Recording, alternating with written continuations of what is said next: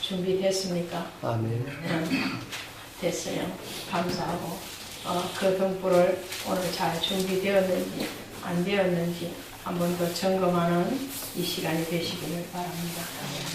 오늘 25장은 혼인잔치 비유, 혼인잔치 비유 중에서도 열처녀의 비유에 속합니다. 그런데 25장을 시작하면서 그때 이렇게 시작을 하죠. 연결됐다에 무엇이랑 연결되었느냐? 24장하고 연결. 그래서 24장, 마태복음 24장하고 오늘 25장은 예수님이 종말의 현상에 대해서 종말이 올 때는, 종말의 때는, 재난의 때는 이런 현상들이 일어날 것이다 라고 가르치신 교훈입니다. 그래서 이것을 감남산 강화라고도 합니다.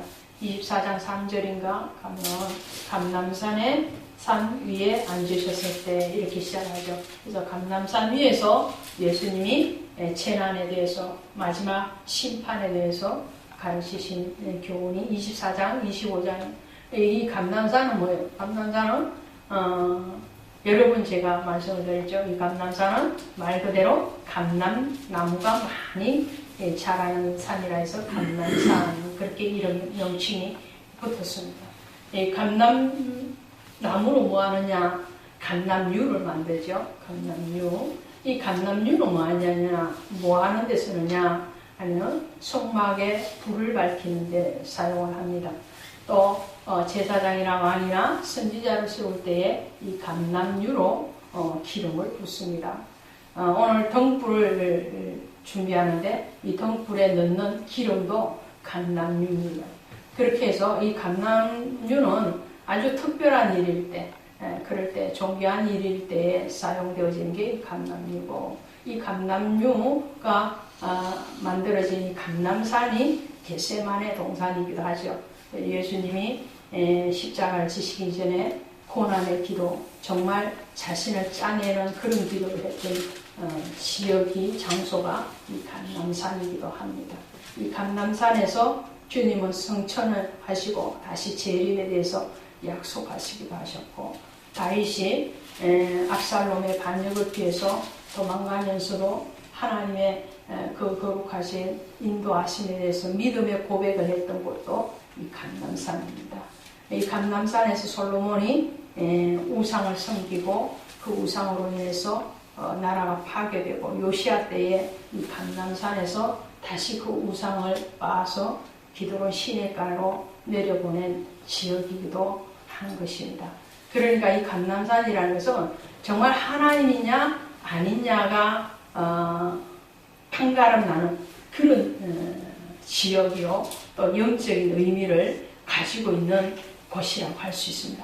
그 영적인 의미가 가득한, 정말 가득합니다. 그 가득한 그 감남산에서 오늘 주님은 열처녀 비유를 하는 거예요. 이 열처녀 비유를 하면서, 자, 24장에서 내가 언급했던 그런 현상들이 일어날 때에, 이런 말이에요. 바로 앞에 있는 이 무화과 나무의 비유가 일어날 때에, 그때에 그런 현상들이 일어날 때에 또 이런 혼인잔치와 같은 현상이 일어날 것이다. 이 혼인잔치가 계시록 19장에 가면 어린 양의 혼인잔치거든요. 그 어린 양의 혼인잔치에 일어날 현상들에 대해서 말씀을 하면서, 그러면서 이 결혼의 비유를 하는데, 그러면 이 결혼의 비유를 알기 위해서는 유대인들, 이 당시의 유대인들의 결혼 풍습에 대해서 우리가 알고 이해를 해야 된다. 자, 유대인들은요, 자, 우리 큰 언니, 저랑 12살 차이가 납니다. 우리 큰 언니는 12살 차이 나는데, 그 당시에 결혼을 할 때 약혼이라는 걸 했어요. 우리 때는 약혼이라는 과정이 없이 그냥 바로 결혼을 했는데, 우리 큰언니는 약혼 과정을 거치고 결혼을 했거든요. 유대인들의 결혼의, 이 당시에 결혼의 풍습도 우리와 조금 성격은 다르지만 약혼의 성격이 있는 정혼의 과정을 거칩니다. 그래서 남자와 여자가 결혼을 하기 위해서는 정혼관계를 맺습니다. 그리고 한 1년 동안 떨어져서 각자의 집에서 살면서 뭘 하느냐면, 신부는 신부수, 우리 말로 하면 신부수업을 합니다. 시집갈 신랑 가정의 전통과 문화를 배우고 익히고 또 음식을 배우고 이런 신부 수업의 과정을 1년 동안 가지고 신랑 될 남자는 자기 아버지 밑에서 뭐 하느냐면은 신부를 데리고 와서 살 수 있는 거주할 수 있는 집을 짓습니다. 그 집을 1년 동안 부지런히 짓습니다. 그 과정이 1년의 정혼기간이에요. 그러니까 마리아와 요셉이 이 정혼 과정일 때에 마리아가 잉태한 거죠. 아직 동침은 일어나지 않아요. 이 동침은 할 수 없는 관계예요. 이 정혼 관계는 동침은 하지 않지만 각각의 자리에서 자기가 결혼할 수 있는 준비를 하는 과정이에요.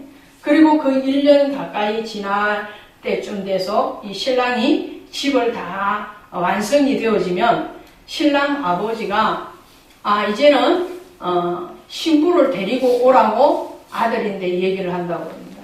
그러면 그 신랑 아버지하고 신랑이 그 신부 집으로 가서 혼인잔치를 하고 신부를 데리고 오는 과정입니다. 그렇게 해서 결혼이 이루어지는데 유대인들 결혼은 우리처럼 대낮에 하는 것이 아니고 밤에 한다는 거죠. 밤에. 유대인의 시간의 개념은 밤부터 아침까지가 하루예요. 그러니까 우리와 개념이 다르죠. 우리는 아침부터 밤까지가 하루인데 거기는 거꾸로 돌아갑니다. 그래서 유대인의 결혼을 밤에서 하면서 그 하루만으로 끝나는 것이 아니고 오고 가는 시간이 있기 때문에 한 7일 정도 계속 혼인잔치를. 그래서 가나 혼인잔치 때 포도주가 떨어지잖아요. 1시간 우리처럼 결혼식 1시간 2시간 하면 떨어질 일이 없겠죠. 근데 7일 정도 계속 하니까 이게 포도주가 떨어지는 거예요. 그런 현상들이 일어나는 것이 유대인의 결혼 풍습입니다. 그런 문화를 이해를 하면서 오늘 말씀을 보면 자 그러면 오늘 신부가 정혼기간에 결혼에 필요한 신부 수업을 하는 것과 같이 오늘 저와 여러분이 이 땅에서 신앙생활하는 것은 뭐냐면은 이 정혼의 과정이라고 할 수 있습니다. 우리는 정말 신부가 되기 위한 준비를 하는 과정이라는 거죠. 자, 오늘 본문에 보면 이 여인들이 어떤 상태냐 25장 1절에 보면 열처녀와 같다 하리니 그랬잖아요. 열처녀, 처녀라고 합니다. 이 처녀는 신부 되기 전 단계죠. 아직 결혼식이 일어나지 않는 단계죠. 그러니까 정혼의 과정입니다. 그러니까 오늘 우리의 신앙의 지금 이 교회 생활하고 신앙생활 나는 그리스도인입니다. 나는 성도입니다. 이 땅에서 이 생활은 뭐냐면은 그리스도의 신부가 되기 위한 준비의 단계입니다. 우리는 신부 되기 위해서 하늘나라의 문화를 여기서 배우는 겁니다. 할렐루야. 신부가 신랑의 가문을 풍속을 익히고 여기서 그 신부로서의 사명을 감당하기 위해서 정혼 과정 1년 동안에 배우는 것 같이 우리는 이 땅에서 주님의 신부가 되기 위해서 정말 아직은 뭐냐면 저와 여러분은 뭐냐면 처녀다. 처녀로서 신부의 과정을 하늘나라의 그 과정을 지금 배우고 있는 과정이라고 할 수 있다는 거죠. 자, 그러면은 신랑은 그 정혼의 과정 동안에 뭐 한다고 그랬어요? 집 짓는다고 그랬죠. 신부 데리고 와서 살아야 되니까 집 짓는 과정을 하는데 그래서 주님은 뭐라고 그러시냐면은 요한복음 14장 2절 3절에 가면 내 아버지 집에 거할 곳이 많도다. 그렇지 않으면 너희에게 일렀으리라. 내가 너희를 위하여 처소를 예비하러 가노니 가서 너희를 위하여 처소를 예비하면 내가 다시 와서 너희를 내게로 영접하여 나 있는 곳에 너희도 있게 하리라 말씀하십니다. 그러니까 신랑 될 사람은 집을 짓는 것 같이 예수님은 성천하시면서 뭐라고 말씀하시는 내가 너희를 위해서 처소, 집을 예비하러 간다고. 그리고 그 집이 다 예비되어지면 내가 다시 너희를 데리러 온다고 하는, 신랑 될 사람이 집이 다 되어지면 그 신부의 집으로 와서 그 신부를 데리고 가는 것 같이 주님이 하나님의 그 집이 완성되어지면 우리를 위해서 다시 오신다. 그래서 사도신경에서 뭐라고 그러시냐, 저리로서 산자와 죽은 자를 심판하러 오시리라. 재림에 대해서 말씀하시죠. 그 재림에 하신 주님은 저리로서가 돼요. 거기로서 천국에서 우리를 다시 데리러 오신다. 그때 우리는 들림을 받아서 혼인잔치에 들어간다는 거죠. 오늘 우리는 그 결혼의 준비를 하는 과정 가운데서, 그러면은 그 처녀들이, 이 10처녀들 중에서 5명은 설기 있는 처녀요, 5명은 미련한 처녀라고 합니다. 미련한 5처녀는 결론적으로 혼인잔치에 들어가지를 못했죠. 슬기로운 5처녀는 들어갑니다. 그런데 이 10사람의 처녀들 중에서 공통점이 있고 다른 점이 있어요. 공통점은 뭐예요? 이들은 첫 번째 공통점은 처녀였다. 똑같이 처녀였죠. 똑같이 처녀였고, 또 공통점은 뭐예요? 똑같이 등을 가지고 있죠. 등은 가지고 있습니다. 미련한 자도 슬기로운 자도 똑같이 등은 준비되어져 있어요. 그런데 다른 점이 뭐예요? 다른 점은 지혜로운, 슬기로운 5처녀는 등과 기름을 가지고 있고, 미련한 처녀는 등만 가지고 있어요. 또 공통점 하나, 중요한 공통점 하나가 있어요. 뭐예요? 이 10사람은 다 잤다. 미련한 자만 잔 게 아니에요. 자, 보세요. 5절에 있죠. 신랑이 드디어 오므로 다 졸며 잘새, 다 잤어요. 그러니까 우리는 얼핏 생각하기에 지혜로운 자는 자지 않았을 것이다, 이렇게 생각을 하잖아요. 근데 그것이 아니고 지혜로운 자는, 미련한 자는 똑같이 잠을 잤다는 거예요. 우리의 육신의 한계입니다. 우리 육신적인 현상이에요, 이 잠이 오는 거죠. 그래서 여러분 설교 시간에 졸면은 설교자가 힘이 빠지긴 하지만 자도 괜찮아. 자도 괜찮아. 그런데 뭘 준비해야 된다? 잘 때 자더라도 신랑이 왔다는 소리에 깨야 돼요. 그죠? 깨는 것도 이 두 사람은, 두 종류가 똑같이 깼죠. 신랑이 왔다고 밤중에 소리가 나되 보라 신랑이 이로다 맞으러 나오라 하며, 이에 그 처녀들이 다 일어나서 다 깼어요. 자, 자는 것도 똑같이 잤어. 신랑이 왔다고 호각 소리 불고 나팔 소리를 들리고 신랑 맞으러 오라는 그 소리에 이 10명이 똑같이 일어났어요. 미련하다고 더 잔 게 아니에요. 똑같이 일어났는데 뭐가 결론적으로 없다고요? 기름이 있고 벚꽃에 차 있잖아. 그럼 기름은 뭐고 등은 뭐냐 알아야 되겠죠. 예수님은 24장부터 비유의 말씀을 하실 때 반복적으로 하시는 말씀이 있어요. 반복적으로 하시는 말씀이 뭐냐면, 자 보십시오. 24장 36절 봅니다. 24장 36절 시작. 그때는 아무도 모르나니 하늘의 천사들도 하늘도 모르고 오직 아버지만 아시느니라.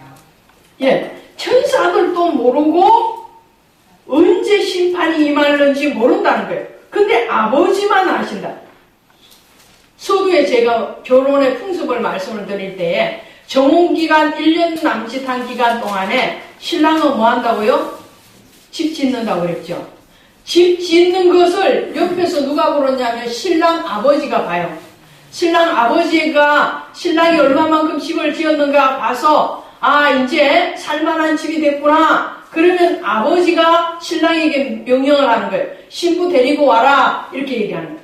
자, 이삭의 아내를 구할 때 누가 이삭 아내 구하라고 가라고 얘기를 하죠?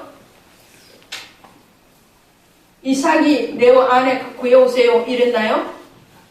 아니에요. 아브라함이 그 종 엘리멜렉을 보냅니다. 이해가 되십니까? 아브라함이 종을 통해서 내 아들 이삭의 며느리를 가서 데리고 오라고 그럽니다. 하나님 아버지께서 그 아들 예수님에게 이제는 마지막 때다. 이제 심판의 때가 됐다. 가서 신부를 데리고 오라. 그러면 주님이 우리에게 오시는 것이 뭐냐면은 재림이라는 거예요. 할렐루야. 그 재림을 그러니까 아들은 알고 있어요, 몰라요? 열심히 집을 지으면서 생각은 하겠죠. 이런 현상이 일어나는 것을 아는 거죠. 집을 지어가면서 기둥을 세워가면서 내 집이 어느 정도 완성이 되었으니까 이제 곧 오겠지. 이와 같이 오늘 예수님이 비유를 통해서 자 무화과의 비유를 봐라.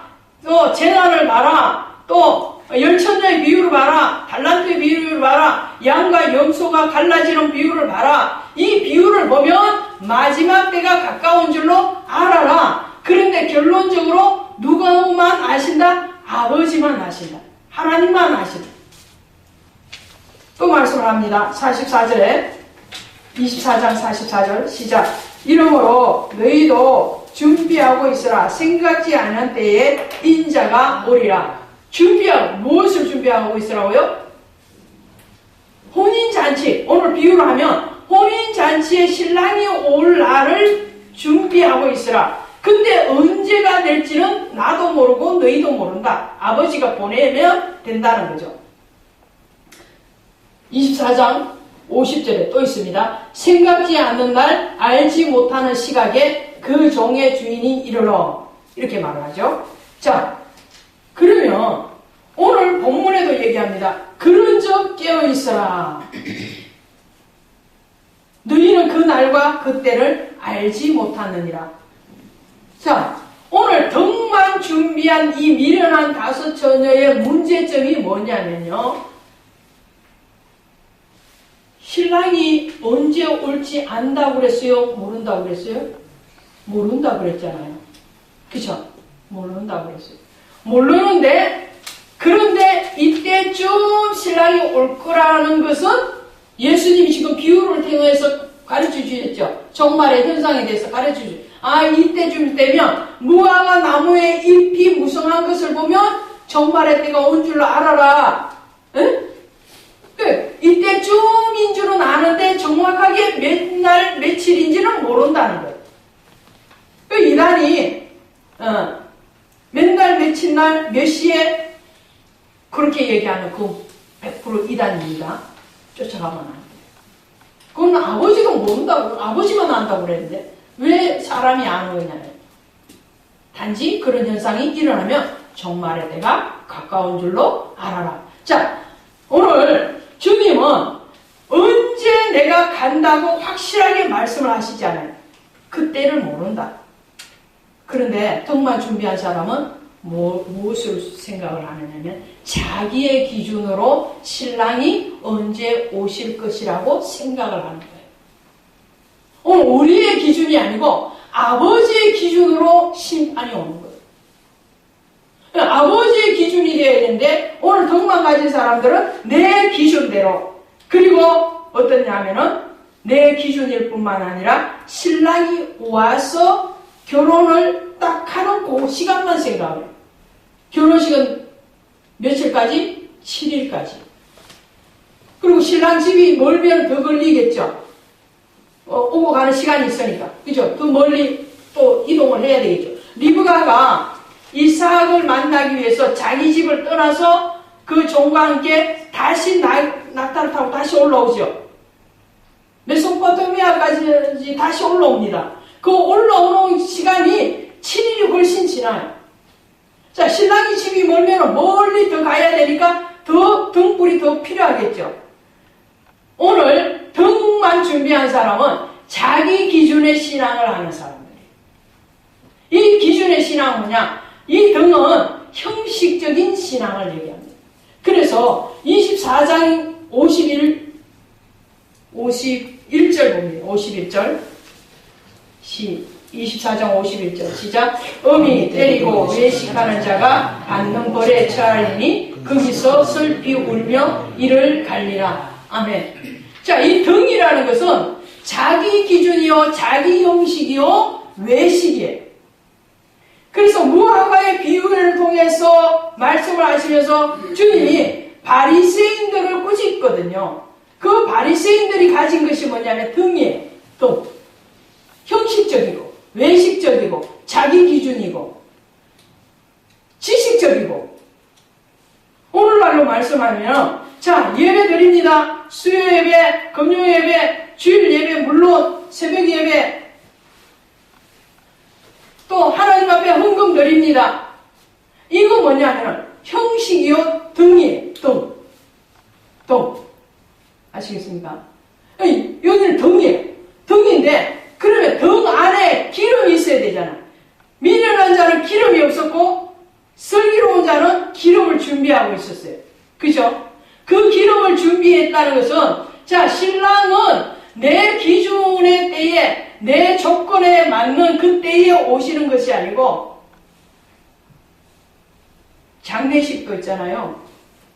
우리는 3일장을 보통 해요. 그죠? 특별한 일이 없으면. 유대인들은 며칠장을 해요? 대체로 하루장을 합니다. 그는 날씨 변동이 심하기 때문에. 지금은 모르겠어요. 이 시기에 그랬단 말이에요. 어쨌든 장례도 우리도 3일 하는 게 상주나 하객들의 입장에서 보면은 좋아요? 아니면 하루 하는 게 좋아요? 제 입장에서 솔직하게 말씀드리면 하루 하는 게 좋아요. 바빠도 빨리 끝내고 쉬는 게 좋지. 그죠? 자, 이건 무슨 기준이냐면 내 기준이에요. 그러니까 주님이 오시는 것도 마찬가지예요. 자, 주님이 오시는 거는 내가 언제 때 오시면 좋겠어요? 가장 은혜가 충만할 때. 응? 가장 은혜가, 그러면 나 확실하게 천국 가잖아. 확실하게 그분의 신부가 되는 거잖아. 근데 막 믿음이 떨어져 갈 때 주님이 오시면 어떡해요? 책망받을 일이 주로 생기겠죠. 우리 생각이란, 우리 생각. 자, 오늘 등만 가진 사람은 이런 예배 드립니다. 세례 받습니다. 절기 지킵니다. 또 11조 합니다. 뭐 이것저것 봉사합니다. 그런데 그 안에 뭐가 없어요? 기름인 성령이 없어요. 성령은 기쁨이다. 여러분. 성령. 기쁨이요, 감사요, 사랑이요, 은혜요, 믿음이요. 할렐루야. 오늘 슬기로운 이 5처녀는 등을 준비할 뿐만 아니라 기름을 준비했는데 어떻게 해요? 충분하게 준비합니다. 오늘 저와 여러분은 오늘 이 예배의 형식 중요합니다. 바리새인의 형식만을 주님이 탓하신 것이 아니고 바리새인들이 가지고 있는 지식, 율법 교사가 가지고 있는 그 지식, 형식, 율법 중요합니다. 그런데 중요한데 거기에 뭐가 빠졌다? 알맹이가 빠졌다. 속에 것이 없는 거예요. 오늘 이 예배의 형식, 교회의 형식, 이런 제도의 형식 필요합니다. 영이신 하나님이 성육신 하셔서 예수님이 우리에게 오셨죠. 예수님이 오신 것은 이 비유로 하면 등이요 형식입니다. 자, 예수님이 영으로 계셔도 하나님, 영이신 하나님이 계셔도 그분은 우리를 사랑하시잖아요. 그렇죠? 그 사랑은 변하지 않습니다. 성령 하나님이나 성부 하나님이나 성자 하나님이나 우리를 사랑하는 모양은 그 내용은 변하지 않는다 이런 말이에요. 그런데 우리에게 친히 오셔서 우리를 위해서 죽으신 것이 뭐냐면 기름이에요. 성령이에요. 그래서 주님의 머리에 성령이 기름 붓듯이 부어졌다. 자, 하나만 찾아보면 됐어요. 누가복음 4장. 뒤에 가시면 누가복음 4장 18절 가십니다. 4장 18절 찾으셨나요?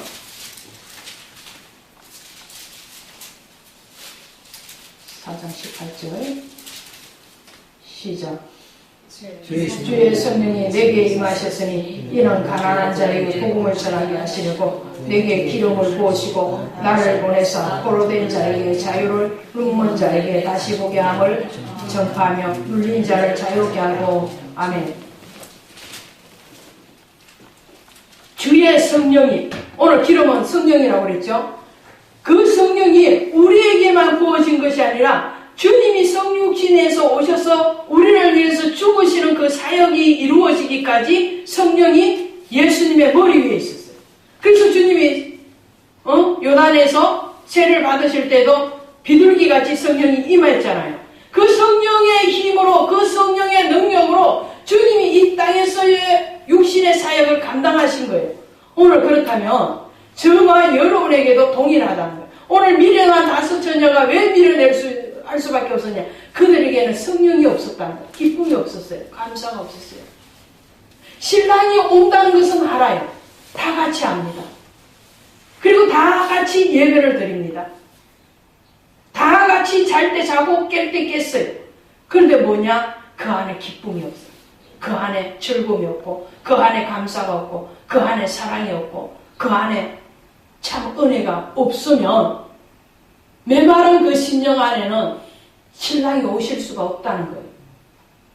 오늘 우리 교회에 하나님의 성령이 기름 붓듯이 부어지기를 주님의 이름으로 축원드립니다. 그렇게 되어야 됩니다. 그렇게 되어야지 오늘 우리는 형식과 내용이 같이 가고 등과 기름이 같이 가고 성육신 하셨을 뿐만 아니라 죽으심이 같이 가는 거예요. 주님이 오셨는데 안 죽으시면 어떻게 해요? 우리는 구원받을 수 없는 거예요. 죽으셔서 우리를 위해서 그분이 속죄사역을 하셨기 때문에 우리는 구원을 받을 수 있는 것과 같이 오늘 신랑이 오실 때에 그 신랑은 어떤 사람에게 오느냐? 하나님 앞에 형식을 갖추고 예배를 드리고 하나님 앞에 절기를 지키고 하나님 앞에 헌신하는 그 사람뿐만 아니라 그 예배와 그 헌신과 그 사랑이 같이 가는 사람. 바퀴가요, 기름이 칠해져 있으면 그 바퀴는 아주 윤기 있게 갑니다. 그쵸?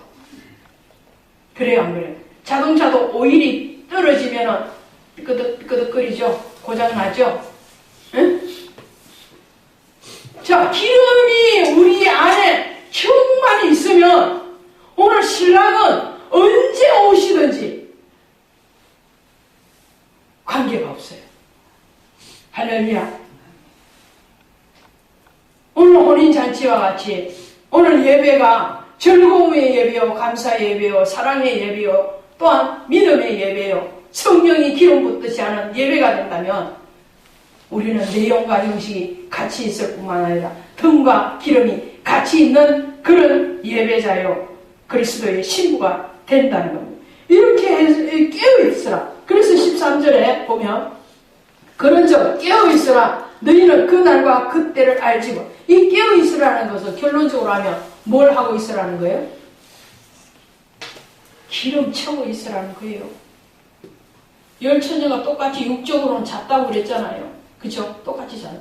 육적으로 깨어있으라 이런 말이 아니고 너희 안에 기쁨이 충만하고 은혜가 충만하고 성령이 충만한 그런 상태가 바로 깨어있다. 깨어있는 사람은 어떤 사람이냐? 누가복음 2장에 가면은 시몬 제사장하고 안나 선지자가 나옵니다.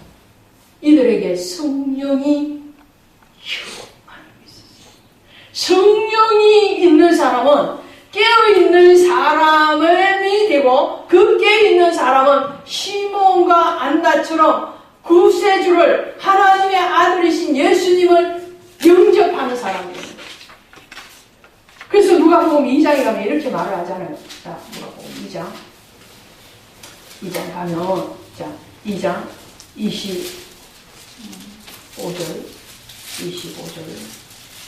가면 예루살렘에 시몬이라는 사람이 있으니 이 사람은 의롭고 경건하여 이스라엘 위로를 기다리는 자라 성령이 그 위에 계시더라. 할렐루야. 성령이 있었어요. 성령이 있었기 때문에 이 시몬은 그 암흑의 시대에도 깨어있는 자가 되었고 그리스도 예수를 영접하는 자. 36절에도 아셀 집파 비누엘의 딸 안나라 하는 선지자가 있었는데 나이가 매우 많아. 이 사람 84년 동안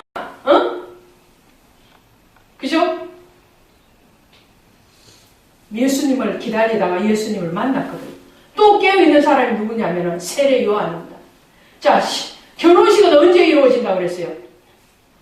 밤에 시간상으로 밤, 그죠?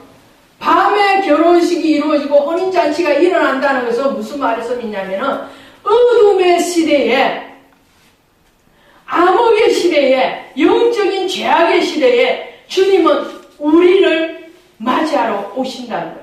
그 영적인 죄악, 어둠의 시대에 그러면 깨어 있어야 된다. 무엇으로 깨어 있어야 된다? 성령으로. 할렐루야. 성령으로 깨어 있으면 세례 요한같이, 세례 요한의 시대는 예수님과 동시대잖아요. 그죠? 예수님이 헤롯 시대였고 세례 요한도 헤롯 시대였잖아요. 세례 요한이 헤롯에게 목이 베겨졌잖아요. 자, 암흑의 시대입니다. 어둠의 시대입니다. 그런데 세례 요한은 그 어둠의 시대에 깨어있는 자였어요. 그래서 그가 하는 소리가 뭐냐면 천국이 가까웠는데 뭐하라? 회개하라. 회개하여 성령을 선물로 받으라. 어린 양이 지금 왔다고 외칠 수 있는 사람은 세례 요한밖에 없었습니다. 오늘 깨어있는 자는 이렇게 예수 그리스도를 신부로 맞이할 뿐만 아니라 메시아 되시는 그분을 만날 수 있고 그 메시아 길을 예배하고 그 메시아가 오셨음을 외칠 수 있는, 어둠 가운데서 빛됨을 선포할 수 있는 그런 사람이 바로 깨어있는 자요. 그 깨어있는 자는 등뿐만 아니라 형식뿐만 아니라 그 내용이 성령으로 충만한 사람이에요. 오늘 그 자리에 저와 여러분이, 우리 교회가 있어서 주님 서시기에 합당하고 주님이 정말 복음의 도구로, 복음의 용사로 사용하시기에 합당할 수 있기를 주님의 이름으로 축원드립니다.